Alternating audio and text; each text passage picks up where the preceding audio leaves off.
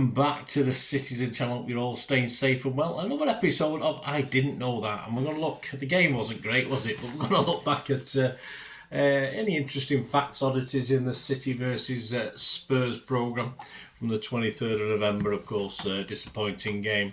A lot of good memories in this about us playing Tottenham, but unfortunately not on the day. So I'm going to have a look back, check some of the facts and oddities in this programme, which is now supplied, of course, by Ignition Sports Media. You can get subscriptions for that, half-season subscriptions from £65 UK and Ireland, a full season for £130. That includes the Champions League as well, so you get the bonus of that. But as we're getting halfway through the season, probably not worthwhile now, but I'd imagine it would include the start next season as well, but I don't know how they're doing it. Check on the site, guys, if you're interested anyway. There's an overseas bundle as well for £195, which is all the Premier games plus Champions League, of course, FA Cup or Carabao Cup. We didn't have any Carabao Cup, did we, this season? At home anyway, we didn't last very long in that one. They're available just directly from Ignition Sports. You just buy them independently. Right, let's get on with this programme. Nice, of course, with Rodri getting his Ballon d'Or on the pitch. It's a sort of a homage, this one, and a great cover, of course, with the Ballon d'Or. This is by Dave Flanagan, is the artist for this one. It shows a trophy set on the Etihad pitch with reflections on the panelling of the ball, of course, showing epic photographs of an unforgettable season. I can't actually see the Premier League trophy in those pictures, so I don't know why particularly, but might be me. But yeah, so we should have had that along with the the Super Cup and the Club World Cup, wouldn't they? But certainly he's got his one that he won with his national team, of course, but no Premier League trophy on show or holding it up. Perhaps he didn't hold it up, I don't know. What's inside? Right, what didn't you know, or did you know about City? You might have forgot all about it. There's a piece on the new 4 in a row documentary, of course, which is a lot of people are liking, but it's on City Plus. So it'll probably be pre-season next season before I see it, because I'm not paying for that before then. I usually pay for it for a month to watch pre-season friendlies, but so I certainly won't be watching that unless it comes off City Plus onto other ways of watching it. Let me know if it's any good, guys. Anyway, I say it's a low time for us at the moment as supporters, so it might be one of those things that like watching the City 5-1 for years and years after we beat them at Maine Road all those years ago. It was just something you reached for when things were bad, like the 1976 League Cup win, stuff like that. But we're not that bad yet, are we? So calm down, Bernard. Anyway, let me know what it's like. Anyway, Ilkay is a blue believer, is a feature on our returning midfielder, of course.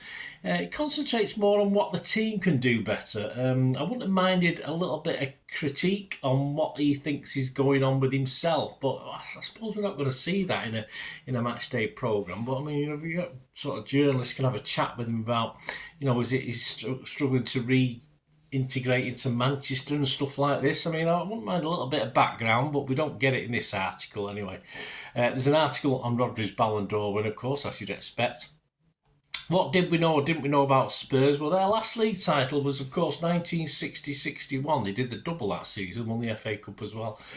So I estimate, yes, I think that song we sing about, have you ever seen Tottenham win the league? Yeah, you'd have to be in your early 70s to sort of have remembered it. I mean, you can pretend you're a fan and at 5 and 6 years old say, yes, I remember that, but that's a load of crap anyway, isn't it? I mean, can't remember things I can't remember things unless I look back to about 7, 8, 9 years old. Even that's a bit dodgy. So yeah, so there's nothing wrong with the song we sing, is there? Because I don't see many 70-odd-year-old fans, certainly in the Tottenham ends, when I go to these games. Postecoglou, of course, is a Greek-born Australian. I wonder if he knows Peter Andre. Probably not. He's the first Aussie manager to manage in the Premier League, of course. I mean, personally coached at South Melbourne, where he started off as a player, and he ended up managing them as well, by the Hungarian legend Ferenc Puskás. So obviously older watchers might know who that was. He joined Spurs. I just thought he joined from Yokohama Marinos, but of course which was another CFG team, isn't it? But of course he had 2 or 3 seasons at Celtic, didn't he? I forgot about that, and he guided them to a domestic treble in 22-23 before moving over to Spurs. Interesting enough, looking at his win ratio that pops up on Wikipedia, It's only bettered in history by 2 men, and one of those was just a caretaker manager for 4 games. That was a guy called Frank Connor. Well, the only one who betters Postecoglou as far as Celtic is concerned, as win ratio, is Martin O'Neill. He had it about 1% higher, but so quite impressive, really. Although it is the Scottish League, I suppose. Top 5 greatest of all time Spurs. Well, Jimmy Greaves, 268 goals in 368 appearances between 1961 and 70. I saw him score against us at Maine Road, and then we stuffed him after that, the old Bally on Ice. A hat-trick against Blackpool on his debut, and only Harry Kane scored more for Spurs than Jimmy. Pat Jennings, who I was a big fan of goalkeepers, but when I was a young lad, I obviously goalkeeper myself to some extent.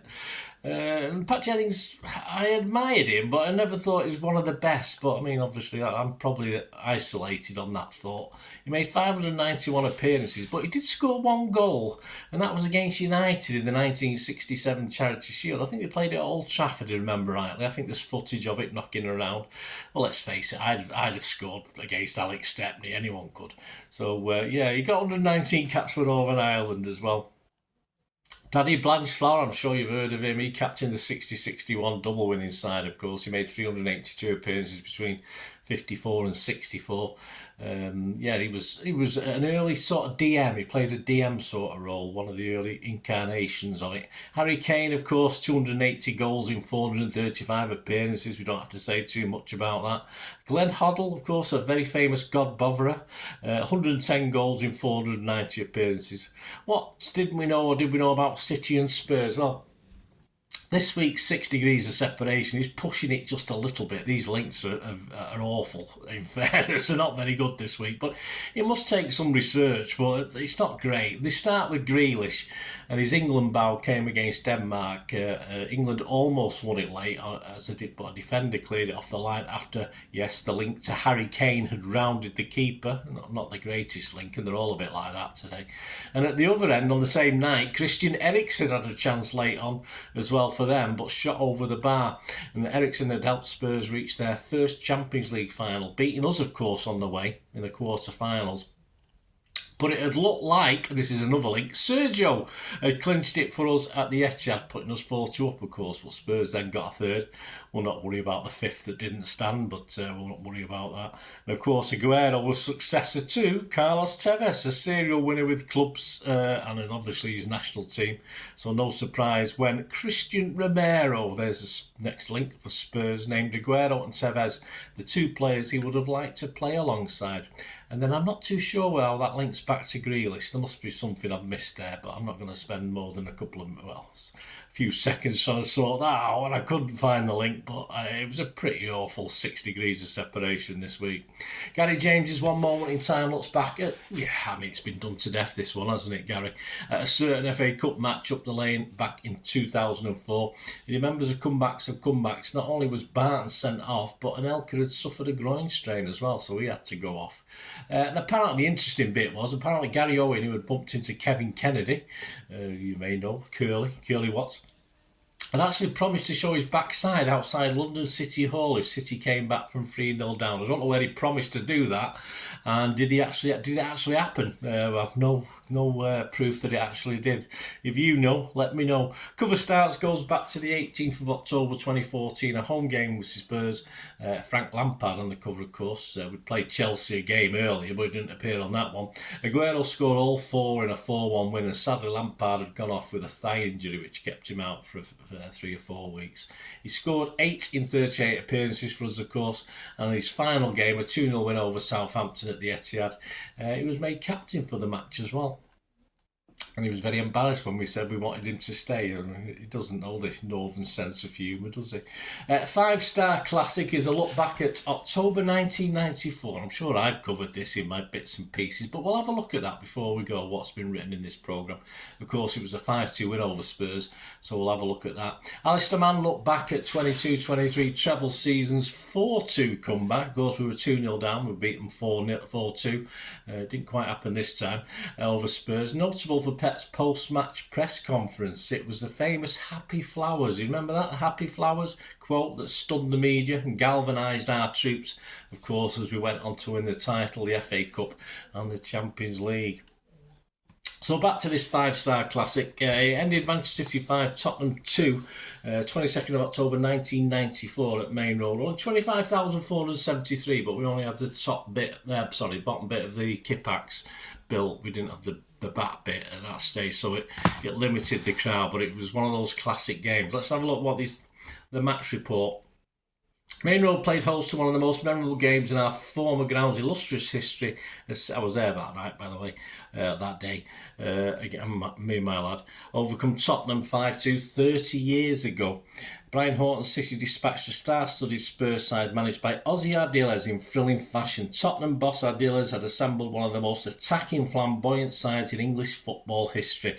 They had World Cup 94 stars Giorgio Popescu, Ilki Dimitrescu and the great Jurgen Klinsmann, as well as Teddy Sheringham and Nick Barmby. All right, Nick Barmby, okay. Horton's City were equally attacking with two old-fashioned wide men and a little and large strike partnership for Paul Walsh and Niall Quinn. What ensued is a match that will go down in Maine Road folklore. City were outplayed for the first 20 minutes before an inspired Walsh with something to prove against his old club took over. After opening the scoring with an exquisite 16th minute strike from Steve Lomas's crossfield pass, it was Walsh's parried header from Nicky Summerby's teasing cross that led to City's 41st minute second goal through Quinn after Dimitrescu's 29th minute penalty had levelled affairs. Walsh then brilliantly struck again on the stroke of half time when Spurs keeper Ian Walker could only partially block his snapshot before he watched helplessly as it span back over the line and after sumptuous wing play from Peter Beagrie.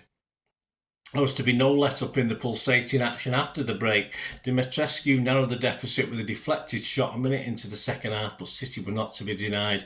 More wing wizardry from Beagrie saw Lomas getting a scoring act with a 52nd minute header before that man Walsh topped a virtuoso display by utterly bamboozling Campbell and then drilling a pinpoint pass to the unmarked Gary Flitcroft, who gleefully applied the finish. What they said about this game, Brian Horton, the manager, then said, "People never stop talking to me about that game. It's extraordinary that one game is talked about so much. I'm delighted that the fans still recognise it as one of the best matches they've ever seen." Paul Walsh said, he's the goal scorer himself, said, "It was one of those days in my footballing life I will never forget. I can't properly express how much I loved playing for the club. It was just a fantastic period in my career, and that Spurs game was such a great occasion, a special moment for all of us." And Keith Curl, the captain, of course, on the day said, "It was one of the highlights of my time at the club. It was a perfect footballing day, and one of those games where everything came together." There you go. So just a little bit from that five-star classic, looking back for the 22nd of October 1994. Great game. I don't remember it too much. I'm not good at remembering old games. I was there, and I think at the time I was thoroughly thrilled, certainly more thrilled than I was in 2024 watching City against Spurs at the Etihad, that's for sure. But anyway, we'll gloss over that. There you go, guys. Hope you enjoyed this. I didn't know that City versus Tottenham from the 23rd of November 2024. Let me know your memories of anything I've talked about today. It'd be great to have your views and memories, players, matches, whatever I've talked about. And yeah, it's not a bad little programme, of course. A lot more joy in there than there was on the pitch, unfortunately. Please, if you are new to the channel, push that subscribe button, push the bell notifications. Great to have your support. Spread the word, guys, if you can. All the help is appreciated. And if you do check through the channel, see stuff on film and TV as well. Another little passion of mine, so if you like that, have a look. If you know somebody might be interested, that'd be wonderful. And yes, if you can help me out by supporting the channel, there are 2 or 3 ways of doing that. I will let you know what they are. So if you can do that, that'd be wonderful. Please stay tuned. I hope you enjoyed the feature, and yeah, if you can support me through the subscription, if you can subscribe, guys, that'd be wonderful if you've not already done so. We do actually have memberships at the moment, just 99p a month, so you get access to all my City stuff, including all the history vlogs, dozens and dozens not been published yet that you get immediate access to, and every time I do edit and do a vlog, you get immediate access to it as well. So you can have a copy of scripts as well if you want any hard copy of the sort of things I do on matches and teams and managers and players, etc, etc. So if you can join the membership, that'd be wonderful. We do have sponsors at the moment. Kippax 6505 are our current sponsor. They have a little eBay shop, so if you check in the comments section, there's a link there to the shop. They sell movie posters from the 90s and 2000s. They sell DVDs, some classic Hollywood movies, some classic foreign language ones. And if you do see anything you fancy on there, if you do place an order, just mention me, just say Bernard sent you, and you automatically get 10% reduction in the cost of your order. So fill your boots, guys, and my thanks to Kippax 6505. And yeah, if you want to support the channel just by watching the ads, that helps. You know, watch the ads, let them play through while you just have to check your phone or something, let it play out. And of course, if you follow any of the links, that always works as well. You know, if you follow a link to one of the ads and you fancy something, I've done it myself. I've followed a link and actually purchased something from another organisation. But you know, it can happen. It can happen. Not all ads are stuff you're not interested in. And of course, if you can give us a like, guys, that would be absolutely fantastic. All likes are much appreciated. Anyway, thanks for watching. Until the next time, of course, I only ever ask one thing, don't I? Please, I ask you all to stay safe, especially you Blues. Until the next time, come on, City. Bye for now.